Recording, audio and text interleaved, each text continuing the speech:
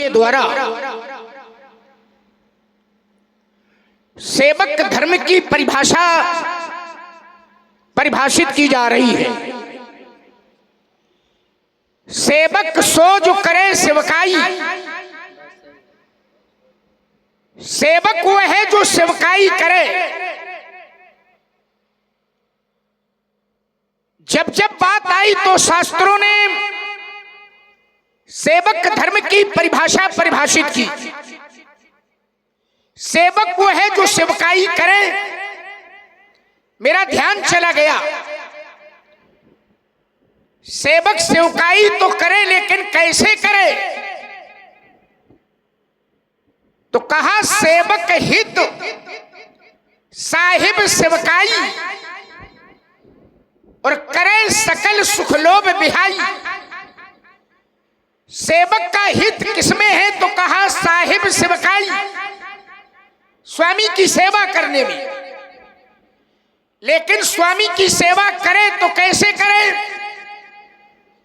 तो कहा करे सकल सुख लोभ बिहाई, सारे सुखों का परित्याग कर दे और लोभ का परित्याग कर दे, तब स्वामी की सेवा करे। करे सकल सुख लोभ बिहाई, छोड़ करके सुख और लोभ, तब स्वामी की सेवा करे। तत्काल मेरा ध्यान एक और चला गया, जहां ये कहते कि सारे सुखों का परित्याग कर दे सेवक और लोभ का परित्याग कर दे और सब तब स्वामी की सेवा करे। तो संसार में कुछ चीजें ऐसी हैं जो दुर्लभ है, नहीं दुर्लभ नहीं, असंभव है। क्या क्या? तो कहा सेवक सुख चाह, असंभव। मान भिखारी, असंभव। बेशनी धन, असंभव। शुभ गति व्यभिचारी, असंभव। लोभी यश चाह, असंभव। चार गुमानी, असंभव। क्या क्या असंभव है? तो कहा सेवक अगर सुख की कामना करे, असंभव। कोई बात नहीं है। मान भिखारी, भिखारी अगर सम्मान की कामना करे, असंभव। बेशनी धन, व्यसन करने वाला व्यक्ति अगर धन चाहे, धन की चाहना करे, असंभव। क्योंकि व्यसन जुड़ा हुआ है तो धन ठहरने वाला नहीं है, व्यसनी धन। और शुभ गति व्यभिचारी, व्यभिचार करने वाला व्यक्ति अगर चाहे कि हमें परम गति मिल जाए, असंभव। लोभी यश चाह, लोभी व्यक्ति यश की चाहना करे, असंभव। चार गुमानी, ये चार गुमानी क्या है? चार होते हैं पुरुषार्थ, अर्थ, धर्म, काम और मोक्ष। गुमान करने वाला व्यक्ति चार पुरुषार्थ क्या है? असंभव। और अगर इतने लोग इतनी सारी बातों की चाहना और कामना करते हैं तो ऐसा लगता है कि नभ दुही दूध चाहिए प्राणी। नभ माने आकाश। ऐसा लगता है कि मानो ये आकाश को दूह करके दूध प्राप्त करना चाहते हैं। तो क्या आकाश से कभी दूध मिलेगा? असंभव है। तो ऐसा लगता है मानो आकाश से दूह करके ये दूध प्राप्त करना चाहते हैं। तो जैसे आकाश से दूध असंभव है, उसी प्रकार अगर इतने लोग इतनी बातों की चाहना और कामना करें तो ये सब असंभव है, ये मिलने वाला नहीं है। महात्मा परशुराम जी कह रहे हैं कि सुनऊ राम जेहि शिवधनु तोरा तो सहस बाऊ सम सो रिपु मोरा। धनुष तोड़ने वाला सहस्त्रा बाऊ के समान मेरा बैरी है। अब इधर से कहा जा रहा है कि धनुष तोड़ने वाला शत्रु हमारा, और इधर से कहा जा रहा है कि नहीं महाराज धनुष तोड़ने वाला दास तुम्हारा। कितना विरोधाभास है, इधर से दास तुम्हारा और उधर से शत्रु हमारा,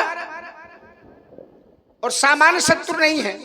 फिर कहते हैं कि सो बिलगाओ बिहाय समाजा न तू मारे जाएंगे हैं सब राजा, सब राजा मारे जाएंगे। तो जिस समय ये कहते हैं कि सब राजा मारे जाएंगे तो मेरा ध्यान इन सब राजाओं की ओर चला गया। सब राजा, तो सब राजाओं में यहां दो प्रकार के राजा हैं। कौन कौन? तो कहा तपस्या देख भूप अभिलाषे क्रूर कपूत मूड मन माखे उठी उठी पहर सनाए अभागे और जहां तहां गाल बजामन लागी। दुष्ट प्रवृत्ति के राजा। और दूसरे राजा हैं साधु। पहला शब्द है साधु। साधु भूप बोले सुरिबानी कि राज समाजई लाज लजानी। तो एक राजा है दुष्ट राजा और एक राजा है साधु राजा।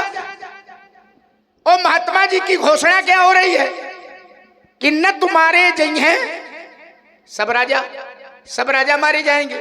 मैं सोचने लगा कि जब सब राजा इनके द्वारा मारे जाएंगे तो सब राजाओं में तो दुष्ट राजाओं के साथ साधु राजा भी है, तो क्या इनके द्वारा साधु प्रवृत्ति के लोग भी मारे जाएंगे? और अगर साधु प्रवृत्ति के लोग इनके द्वारा मारे जाएंगे तो इनकी अवतार कोटि है मीन कमट सूकर नरहरि बामन परशुराम बपधरी जब जबनाथ सुरन। अवतार कोटि है। और अवतार होता काहे के लिए है? तो ब्रह्मवाणी में परमात्मा कहता है कि परित्राणाय साधूनाम और विनाशाय च दुष्कृताम। अवतार होता है साधुओं की रक्षा के लिए, अवतार होता है दुष्टों के विनाश के लिए। तो भाई साधु रक्षा के लिए आप आए तो साधुओं की रक्षा करो, दुष्टों का विनाश करने के लिए आप आए हैं तो दुष्टों का विनाश करो। चलो साधु रक्षा के लिए आप आए, साधुओं की रक्षा न करो, लेकिन अगर इनकी रक्षा न करो तो कम से कम इतनी कृपा तो इनके ऊपर करो कि नहीं मारो तो ना। और साधु अगर इनके द्वारा मारे जाएंगे तो न्याय होगा कि अन्याय होगा? ये पुण्य होगा कि पाप होगा? ये धर्म होगा कि अधर्म होगा? और सबसे बड़ी बात तो ये है कि ये कृत्य इनके द्वारा किया जाएगा तो क्या ये अपने चरित्र के साथ न्याय कर पाएंगे? ये बात समझ में नहीं आ रही। अवतार शब्द पर मेरा ध्यान एक अवतार की ओर चला गया। एक कालखंड में एक अवतार अपने सहयोगी के साथ भ्रमण कर रहा था। ऐसा ही प्रातः काल का समय था, ठीक ऐसे ही सरोवर का किनारा था।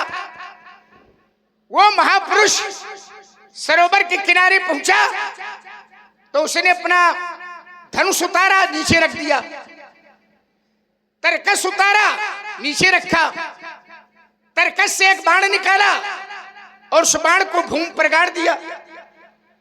नित्य नैमित्तिक कार्यों से निवृत्त हुआ। निवृत्त होने के बाद उस महापुरुष ने अपना धनुष उठाया, तरकस उठाया और जिस बाण को भूमि पर गाड़ा था उस बाण को उखाड़ा। और जैसे बाण को उखाड़ा तो ध्यान बाण की नोक पर चला गया। तो देखा क्या कि बाण की नोक में रक्त लगा हुआ है, रक्त खून लगा हुआ है। तो उस महापुरुष ने अपने सहयोगी से कहा कि देखो ऐसा लगता है कि इस भूमि के नीचे कोई जीव है जो मेरे बाण से आहत हो गया है। उस स्थान की मिट्टी हटाई गई और जैसे मिट्टी हटाई गई तो देखा क्या, वहां एक दादुर बैठा है। दादुर माने मेढक, एक मेढक बैठा है और वो मेढक बाण से आहत हो गया था। तो उस महापुरुष ने मेढक से कहा कि तुम मेरे बाण से आहत हो गए, छत विच्छत हो गए, रक्त रंजित हो गए, लेकिन एक बार भी तुम्हारे मुंह से आवाज नहीं निकली। अरे कम से कम एक बार तुम्हें आवाज देनी चाहिए थी, तो तुम्हारी उपस्थिति का भान तो हमें हो जाता।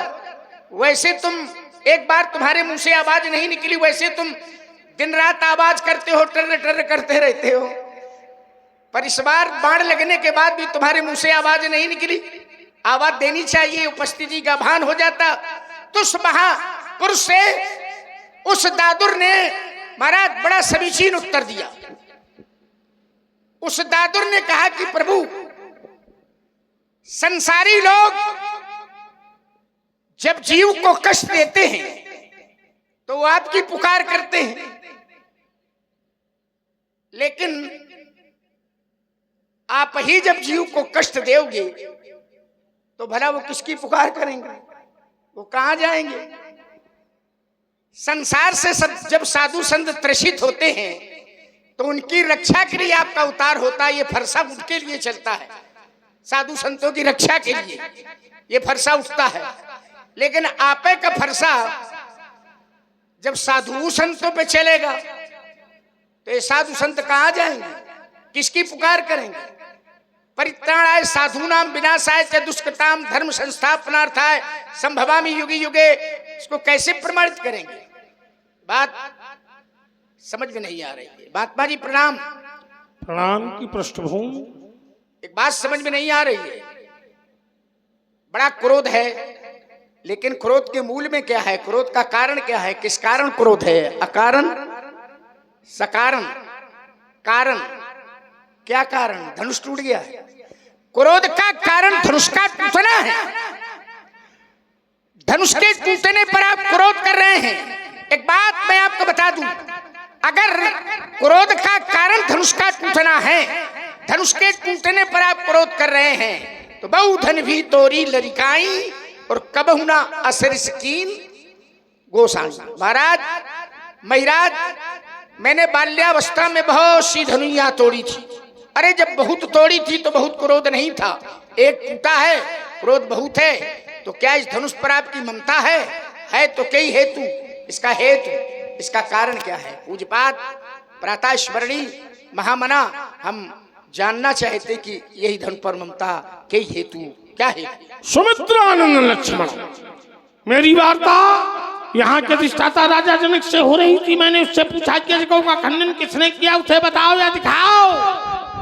बताया जाता है नाम, दिखाया जाता है रूप, और इन दोनों कार्यों में से कोई कार्य संपादित नहीं कर पाया। तेरा भैया बोलता, उसके द्वारा भी अनिश्चयवाची सर्वनाम का प्रयोग। श्रीमान जी आए, मैंने सोचा कोई उत्तर मिलेगा, उत्तर तो दूर, इतना बड़ा आरोप। एक नई भूमिका आपने रखी है आज। देखो मैं लगा रहा हूं उस पर कुछ न कुछ। राजकुमार लक्ष्मण ने कहा, इतने असंभव दुर्लभ, अगर भिखारी मान चाहे तो मान नहीं मिल सकता है, व्यभिचारी चाहे तो उसको वो गति नहीं मिल सकती है। पर मैंने जो दृष्टि लगाई वो केवल एक लगाई कि भाव उभाव अनख आलस हूं और नाम जपत मंगल किस्तम। कुछ भी असंभव नहीं है किसमें सांकेतम परिहासम विस्तोतम हेलन में। संकेत में, हास्य में, परिहास में, उठने में, गिरने में, हंसने में, बोलने, हर परिस्थिति में, भाव से कुभाव में, अनख में, आलस में, किसी भी प्रकार से परमात्मा का नाम लिया जाए तो तत्क्षण मंगल प्रदान कर देता है। अब जैसे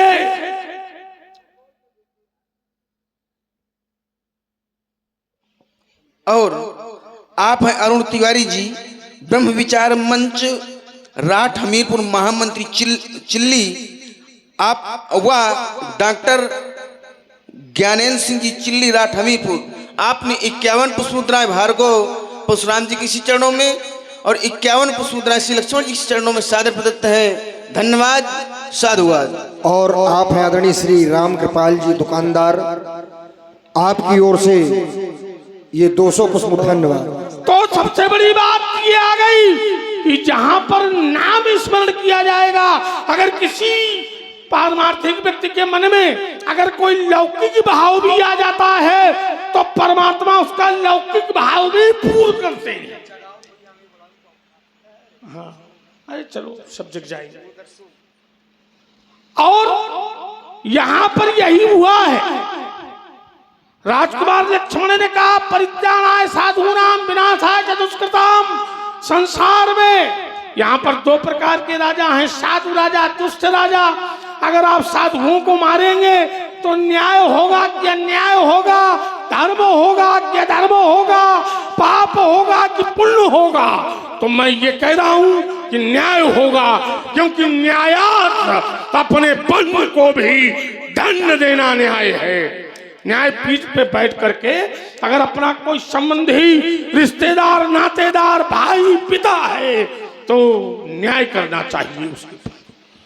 राजकुमार लक्ष्मण अगर साधु अन्याय का साथ देते हैं तो क्या वो दंड के पात्र नहीं होते?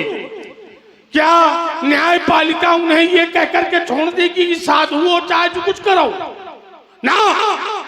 जब जब साधुओं ने ऐसा कोई कार्य किया है तो उन्हें दंड मिला है, और प्रमाण मैं दे रहा हूं। एक प्रमाण मैं अपने घर से दे रहा हूं, एक प्रमाण मैं तुम्हारे घर से दे रहा हूं। हमारे बाबा भृगु साधु थे, शिव विरोध में यज्ञ हुआ, रिभु नाम के देवताओं को उपस्थित करवा करके शिव गणों को मरवाया तो साधु थे, फिर दंड न मिलता, फिर दाढ़ी क्यों नोची गई? ये बात सिद्ध करती है कि साधु भी अगर अन्याय का साथ देते हैं तो दंड के पात्र होते। दूसरा प्रमाण तुम्हारे यहाँ से, तुम्हारे यहाँ एक राजा हुआ है नभक के नाभाग के अम्बरीश, और अम्बरीश के यहाँ दुर्वासा पधारे। दुर्वासा साधु थे, राजा ने निमंत्रण दिया, विलंब से पहुंचे।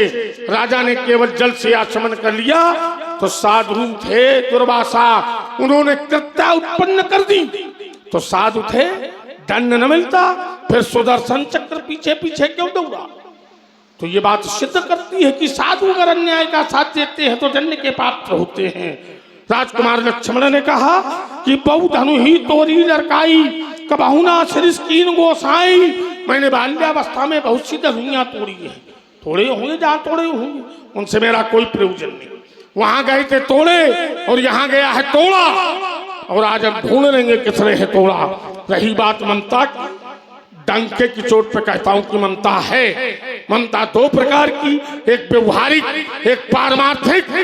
व्यवहारिक ममता 10 स्थानों पे बसती है जो कि त्याज्य है, और पारमार्थिक ममता अपने इष्ट के प्रति, अपने इष्ट की वस्तुओं के प्रति जो ममता की जावे वो पारमार्थिक ममता होती है। और हेतु वह है हमारा धनुष तोड़ने वाला।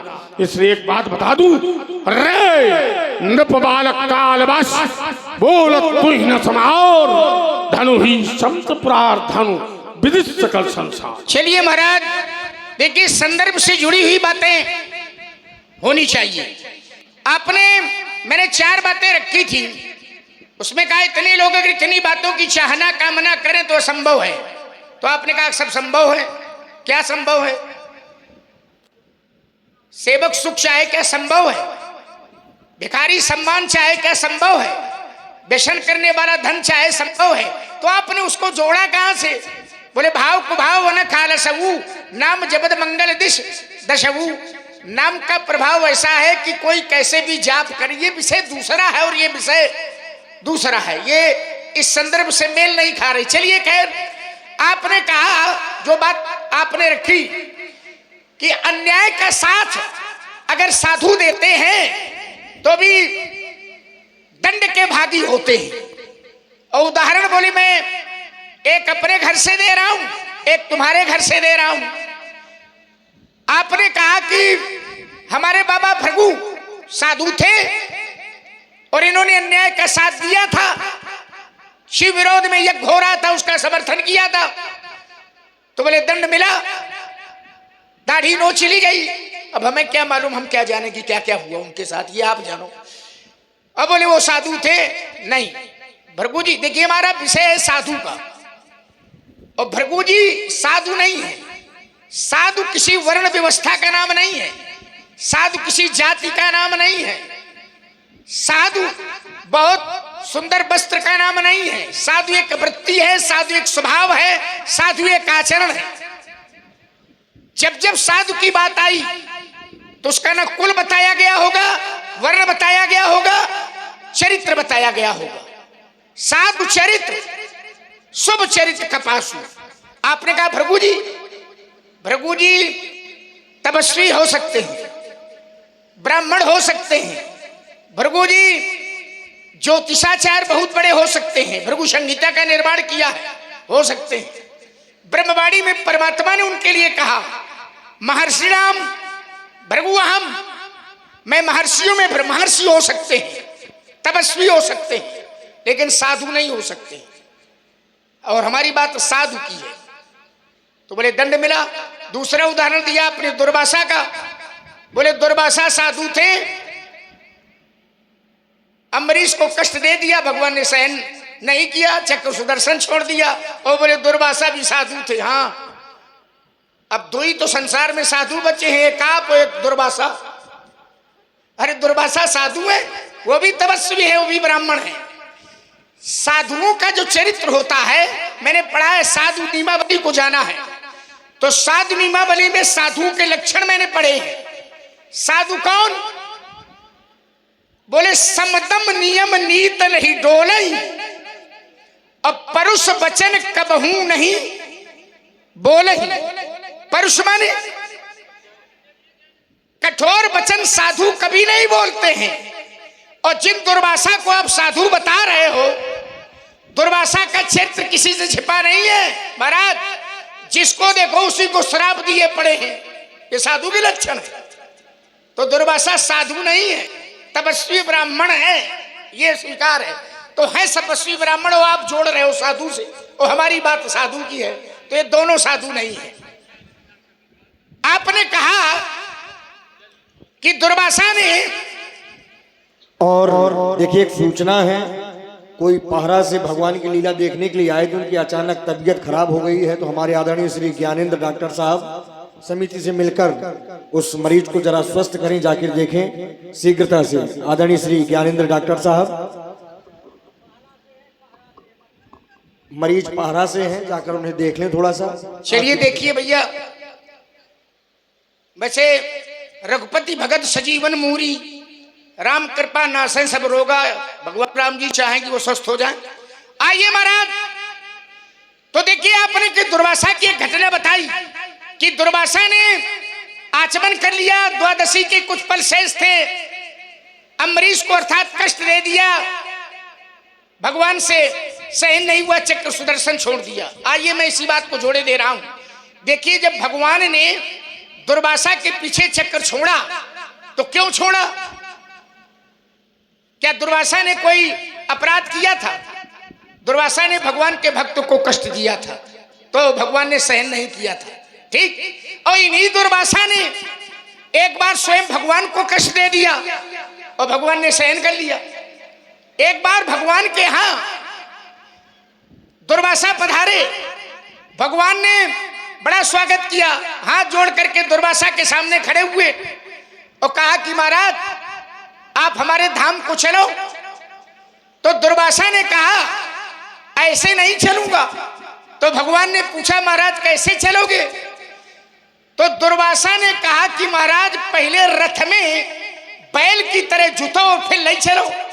तो मर्यादा के रक्षक परमात्मा ने वैसा ही किया, रथ में बैल की तरह जुट गए। दुर्वासा ने मारे कोड़ों के भगवान की खाल उतार दी, वारे साधु भगवान की खाल उतार दी, घर ले गए, अर्चन बंदन स्तवन पूजन करने के बाद फिर दुर्वासा के सामने परमात्मा खड़े हुए और कहा कि महाराज भोजन तैयार है, ग्रहण करो। इसमें तो आप आगे है ही हो। दुर्वासा तैयार हो गए। भोजन का पहला ग्रास जैसे मुख में डाला तो एक दासी वही बगल में खड़ी थी, तो उसने पूछ दिया कि महाराज भोजन कैसा बना है। तो क्रोध के अवतार दुर्वासा ने मुख के ग्रास को बाहर कर दिया, हाथ में जल लिया और कहा कि महाराज श्राप दे रहा हूं, क्यों भोजन के बीच में टोका गया। वारे साधु, अरे भाई घर में कोई सदस्य आ जाता है, अतिथि आ जाता है, अगर घर का सदस्य अतिथि वो भोजन कर रहा हो और घर का सदस्य अगर ये पूछ दे कि महाराज, प्राय पूछ देता है कि भोजन अच्छा बना है कि बुरा बना है, घर का कोई व्यक्ति पूछ दे, तो क्या उस पूछने वाले व्यक्ति ने इतना बड़ा अपराध कर दिया कि भोजन करने वाला व्यक्ति कह दे हम श्राप दे रहे हैं, काहे टोका गया। ये साधु के लक्षण है। कहा श्राप दे रहा हूं, क्यों बीच में टोका गया। परमात्मा ने दुर्वासा के चरण पकड़ लिए और कहा महाराज आप श्राप न दो, आप जो कहोगे सो मैं करूंगा। तो दुर्वासा ने कहा कि जो मैं कहूंगा सो करोगे। भगवान ने कहा हाँ। तो दुर्वासा ने कहा जो मुख का ग्रास, जो जूठन मैंने बाहर किया है, पहले उसको उठाओ, प्रसाद मान करके चखाओ, अंग प्रत्यंगों में मलाओ। मर्यादा के रक्षक परमात्मा ने इस जूठन को उठाया, प्रसाद मान करके चखा, अंग प्रत्यंगों में मला। दुर्वासा प्रसन्न हो गए। उन्होंने कहा महाराज आप मर्यादा के रक्षक हैं, आपने जूठन को प्रसाद मान करके चखा है, सारे शरीर में मला है, तो जाओ आज से मैं तुम्हें वरदान देता हूं कि जहां जहां इस जूठन का भाग आपके शरीर में लग गया है, वहां वहां का भाग आपका वज्रवत हो जाएगा। हाँ, श्रद्धा के कारण आपने इसको पैर के तलुए पर नहीं लगाया है। भगवान ने उस जूठन को सारे शरीर में लगाया था, लेकिन पैर के तलुए पर नहीं लगाया था। तो दुर्वासा ने कहा कि श्रद्धा के कारण आपने इसको पैर के तलुए पर नहीं लगाया है, तो आगे आने वाले अवतार में, आगे आने वाले किसी युग में जब कोई शत्रु तलुए तल पर बाण का प्रहार करेगा तब तुम्हारे शरीर से प्राण। तो वहां दुर्वासा ने अम्बरीश के यहां भगवान के भक्त को कष्ट दिया था, और यहां दुर्वासा ने भगवान के भक्त को नहीं, स्वयं भगवान को कष्ट दिया था। भगवान को कोई कष्ट दे दे तो भगवान एक बार सहन कर लेंगे, लेकिन कोई भगवान के भक्त को कष्ट दे तो परमात्मा कभी सहन नहीं करेंगे। सुन सुरेश, प्रमाण में दे रहा हूं आपको, आपने वो चूंकि घटना जोड़ी है इसलिए उस घटना से घटना जोड़ी दे रहा हूं। सुन सुरेश, रघुनाथ स्वभाव और निज अपराध रिसा ही न काऊ।